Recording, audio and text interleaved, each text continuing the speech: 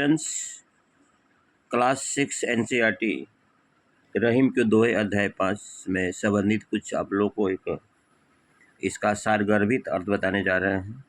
और निश्चित रूप से इस वीडियो को देखने के पहले हमारे वीडियो को चैनल को लाइक शेयर सब्सक्राइब जरूर करेंगे। चलिए हम चलते हैं। रहीम ने अपने हमारे जीवन की वास्तविकता को बताया है कि हम लोग अगर इनके दोहे का, इनके प्रसंग का अपने जीवन में अनुकरण करते हैं तो हमारी जीवन निश्चित रूप से सफलीभूत हो सकती है। तो आप देखें, पहला क्या है। रहीमन देखी बड़ेन को लघु न दीजिए डारी। रहीम जी कहते हैं केवल बड़े के प्रति ही अपनी एक सकारात्मक भावनाएं नहीं रखनी चाहिए।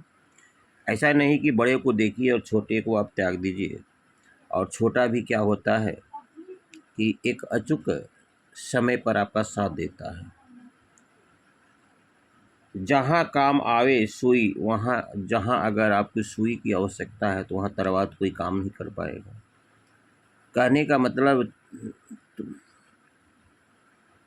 कि जैसे कबीरदास बोले हुए हैं, तुच्छ कबहु न निंदिए जो पावन तर होय, कबही उड़न आँखी पड़े पीर घनेरी हो।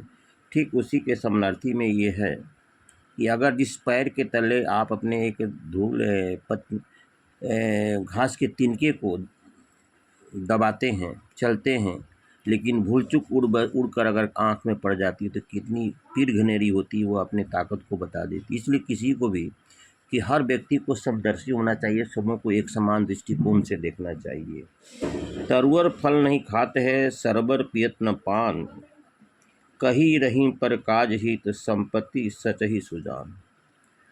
देखिए, तरुअर वृक्ष फल तो देता है लेकिन खुद नहीं खाता है।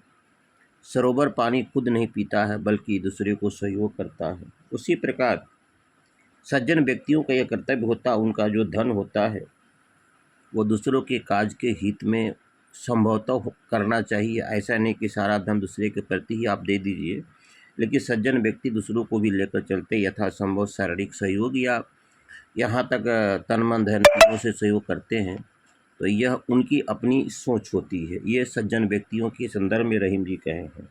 रहीमन धागा प्रेम का मत तोड़ो चटकाए, टूटे पे फिर ना जुड़े जुड़े गांठ पड़ी जाए। अगर किसी से कड़वे कटुता व्यवहार आप किए, अगर उसके दिल में चोट लग जाता है, पुनः अगर आपसे उसकी संलिप्तता होती है, पुनः आपसे उसकी मिलान होती है, फिर अगर सौहार्द भाईचारा बनता है, फिर भी मन में गांठ पड़ ही जाता है। इसलिए कहा गया है संस्कृत में भी, प्रिय वाक्य प्रदानेन सर्वे तुष्यंति जंतुआ तस्मात् तदेव बचने का दरिद्रता। अगर मीठी बानी बोलने से सब कोई खुश होते हैं और उसमें खर्च होता ही नहीं तो फिर बोलने में कंजूसी क्यों करेंगे। तो वही रहीम जी कहते हैं कि अगर रहीमन धागा प्रेम का, प्रेम रूपी धागा अगर दो व्यक्तियों में टूट जाता है किसी कारण से, किसी क्लेश से, अगर फिर दोनों व्यक्ति में सौहार्द की भावनाएं बहाल हो जाती है, लेकिन फिर भी मन में एक गांठ बनी रहेगी। इसलिए कभी भी ऐसी दूसरों के साथ, अपने सगे संबंधियों के साथ, समाज में किसी के भी साथ ऐसी बर्ताव नहीं करनी चाहिए। फिर भी जैसे मान लेते हैं अगर एक धागा है तो यहाँ पर धागा बनाया गया है प्रेम रूपी धागा।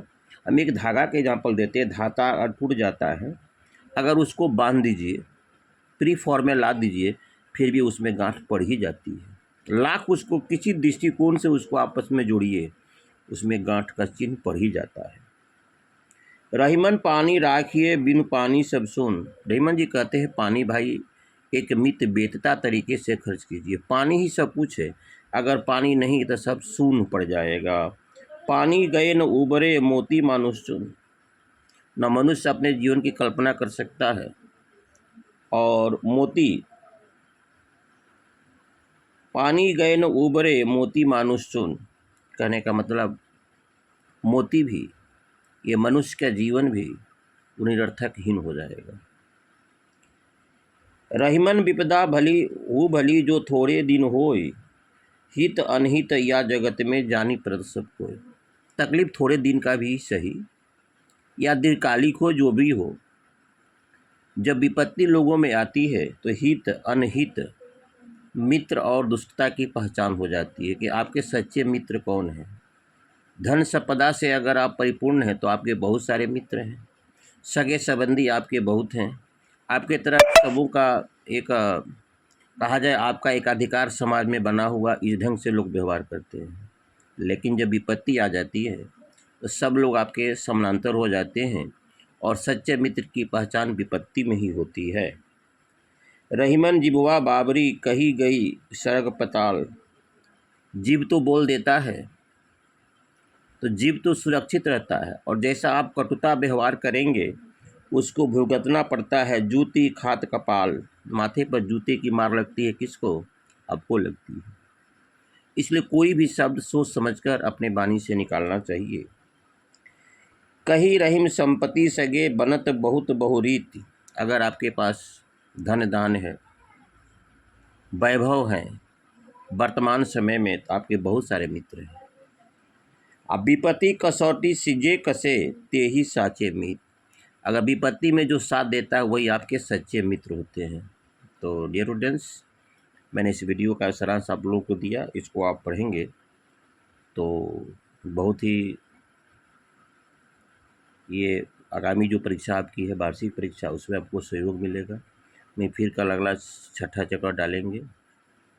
अगर किसी तरह की आवश्यकता होगा तो हमारे कमेंट बॉक्स में लिखेंगे। इस वीडियो को लाइक से सब्सक्राइब करेंगे। Thank you very much.